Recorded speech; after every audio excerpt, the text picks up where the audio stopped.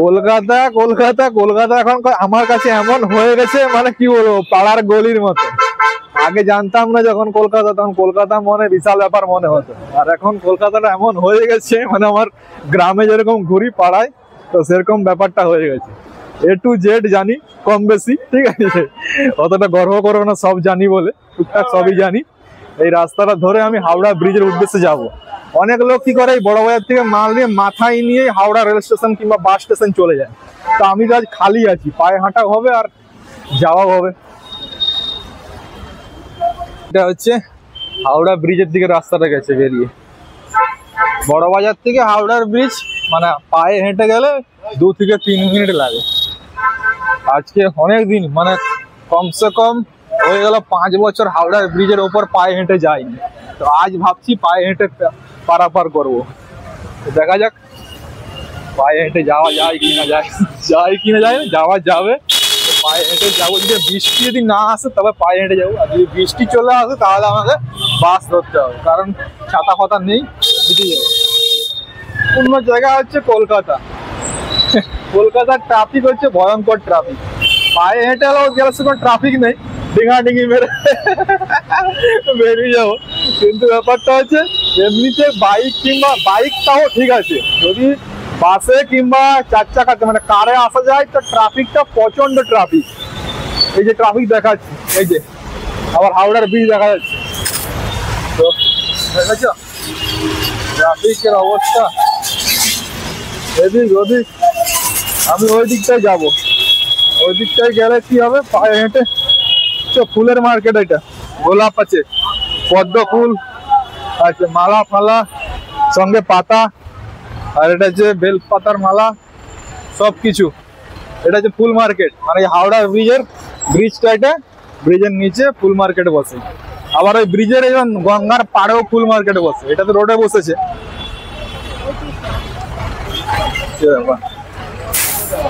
পাতা, আম পাতা, জাম পাতা, তেঁতুল পাতা, সঙ্গে আবার দুলবা ঘাস, কি নেই, দুলবা ঘাসও বিক্রি হচ্ছে। আর আমাদের গ্রামে দুলবা ঘাস কেটে কেটে শিখতে হচ্ছে। আমি তাই হচ্ছে সার্জেন্ট দা ওয়ান্ডার কার, ট্রাফিক সার্জেন্ট। এটা পুরো একদম পদ্ম ফুল মালা।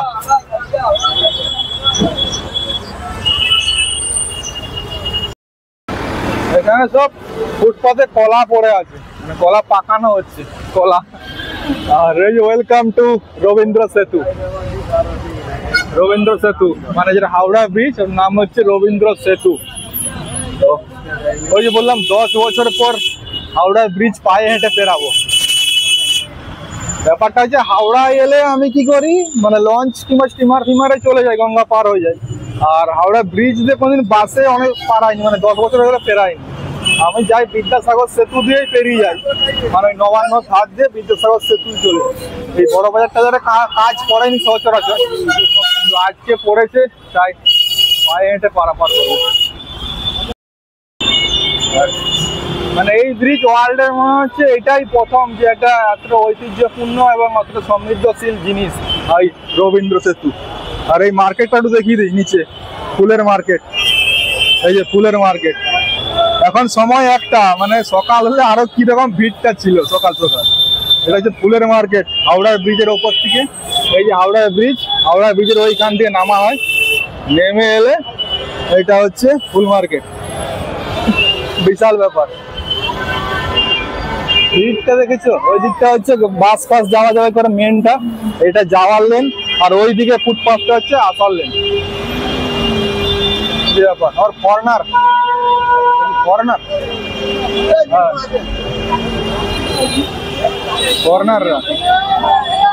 ফরেনাররা ট্রাভেলিং করতে এসছে।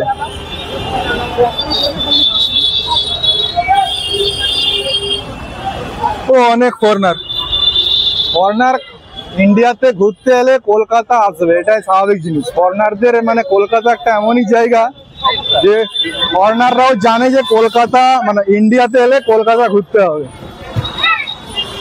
বাবা রে, ভিড় দেখেছো? সেই যেমন ব্রিজের নিচে মার্কেট বসেছে, সেরকম ব্রিজের সাইডেও এই ফুলের মার্কেট, পুরোপুরিটাই ফুলের মার্কেট। এখানে আছে কি ফুল, আকন্দ ফুল, ধুতরা ফুলের এটা, আর হচ্ছে বেল ফুল, পদ্ম ফুল, আর বেল্ট ফেল্ট তো আছে। এই হচ্ছে বেল ফুল, সরি বেল পাতার মালা।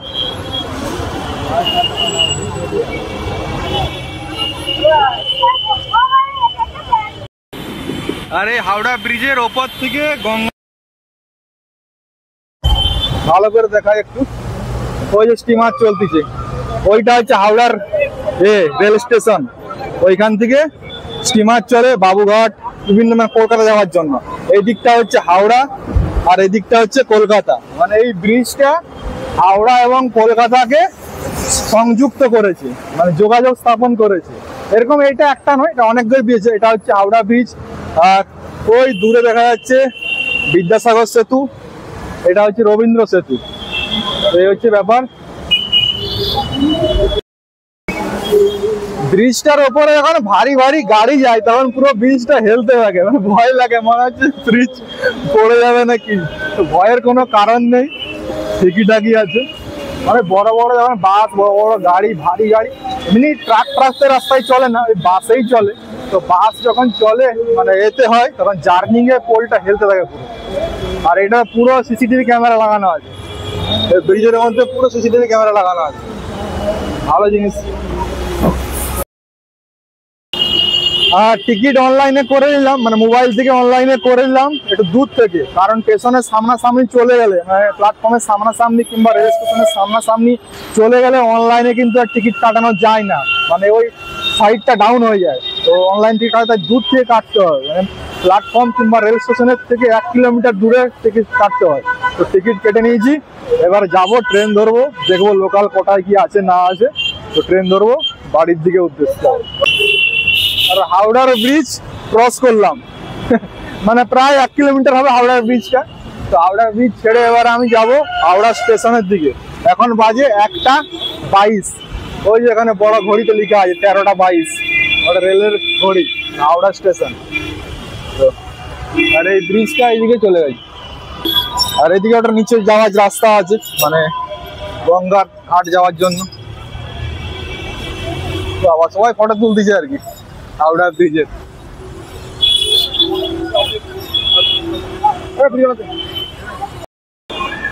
আর মোবাইলে চেক করে দেখলাম 1:30-এ হাওড়া মেদিনীপুর লোকাল আছে 14 নম্বর প্ল্যাটফর্মে। তো এখন যাব সোজা 14 নম্বর প্ল্যাটফর্ম, ট্রেনে চাপি, লোকালে চড়ি, লোকালে চড়ার পর মানে খাওয়া দাওয়ার ব্যবস্থা হবে। খাওয়া দাওয়া ট্রেনে কি আছে, মুড়ি খেতে হবে। তো 1:30-এ লোকাল আছে হাওড়া মেদিনীপুর লোকাল। যা ভিড়ভাড়টা, আসলে বাইকওয়ালা গুলো লোকাল হয় তো এরা খুব মানে কি বলবো বদমাশ হয়, পিছনে হর্ন বাজাতেই থাকে। একটু কলকাতা রাস্তায় চললে চোখ কান খোলা হয়, চলতে হবে, মানে কোন দিক থেকে গাড়ি এসে কোন দিকে কি করবে বলা মুশকিল, দেখেছো। খাস করে লোকাল গাড়িগুলো একটু অন্যরকমই চালায় গাড়ি, রাফ, নিজেকে জাহির করার চেষ্টা করে যে দেখো আমি ড্রাইভার। তো নিজের সেফটি নিজের কাছে, ঠিক আছে। আর এখানে একটা সাবওয়ে আছে, ফেরি সাবওয়ে, মানে এখান থেকে ঢুকলে একদম ফেরি ঘাটে বেরানো যায়। তো ফেরি সাবওয়ে, ওইটা ফেরি ঘাট যাওয়ার জন্য, মানে পায়ে হেঁটেও যাওয়া যাবে এইদিকে, আর ওইটা হলে কি রোডের নিচে নিচে যাওয়া যাবে। আর প্ল্যাটফর্মের মধ্যে পৌঁছে গেছি, যেরকম বললাম 14 নম্বরে আমার গাড়ি আছে। আর প্ল্যাটফর্মে ঢুকে গেলাম, কারণ বৃষ্টি কখন কি আসবে না আসবে রিস্ক নিয়ে লাভ নেই। প্ল্যাটফর্মের মধ্যে ঢুকে গেছি। আর এই যে প্ল্যাটফর্মের ভেতরে দোকানদানি আছে, খাবার দাবার, কারো খাবার থাকলে এইসব দোকানে খেতে পারো। তো দোকানের রেট অনেক হাই ফাই, আমাদের লেভেলের মানুষের জন্য নয়। আর এই যে বড় বড় পাকা সব ভর্তি, 14 নম্বর পাঁশকুড়া লোকাল দিয়ে দিয়েছে, পাঁশকুড়া লোকাল দিয়ে দিয়েছে। তো মানুষ সব ছুটতিছে, মানে না যোগে হয়ে গেল যে পাঁশকুড়া লোকাল এটাতে আছে, সবাই যখন ছুটা দৌড়া মারামারি, একদম অত মারামারি কিছু নেই। আর জার্নিং সুবিধা হয় কি, একা একা এলে কোনো ঝামেলাই নেই, ঠিক আছে। তো কোনো অসুবিধাও নেই। যাও, পাঁশকুড়া ছেড়ে দিয়েছে, যাও ছুটো এবারে। পাঁশকুড়া লোকাল বেরিয়ে গেল। আর এই দিকটা হচ্ছে মেট্রো, মানে এই দিকটা এটা হচ্ছে নিউ কমপ্লেক্স, আর ওইটা হচ্ছে ওল্ড কমপ্লেক্স ওই দিকটা। তার মাঝখানে হচ্ছে হাওড়া মেট্রো, হাওড়া মেট্রো। ওইটা হাওড়া মেট্রো, ওই বিল্ডিংটা এখানে লেখা আছে হাওড়া মেট্রো বলে। আর এটা নিউ কমপ্লেক্স, আর ওই দিক থেকে ওল্ড কমপ্লেক্স। আর এই যে আমাদের মেদিনীপুরের লোকাল আসতেছে। বাহ, আজকে একদম লোকাল ঢুকে গেল, একদম কারেক্ট টাইমে লোকাল ঢুকলো। লোকাল প্যাসেঞ্জার নামুক না, এখন ফেলে দেবে। একটা মনে প্রশ্ন হয়েছিল যে গাড়িটা তো এক্ষুনি এলো আর সবাই নেমে যাচ্ছে, কেউ হুড়োহুড়ি করে উঠেনি কেন? এটাই হচ্ছে ব্যাপার। এটাই মেদিনীপুর লোকাল, ঠিক আছে, কিন্তু এখনো অ্যানাউন্স করেনি এটা মেদিনীপুর লোকাল বলে। কারণ মেদিনীপুর লোকাল এই 14 নম্বর প্ল্যাটফর্ম, 14 নম্বর প্ল্যাটফর্ম এটাই দেওয়ার কথা ছিল, কিন্তু যেহেতু এই 15 নম্বরে দাঁড়িয়ে আছে ওই জন্য মানুষজনকে উঠতে চাইছে না যে এটা অ্যাকচুয়ালি মেদিনীপুর দেবে কি না দেবে, তার জন্য ডাউটে আছে, ঠিক আছে।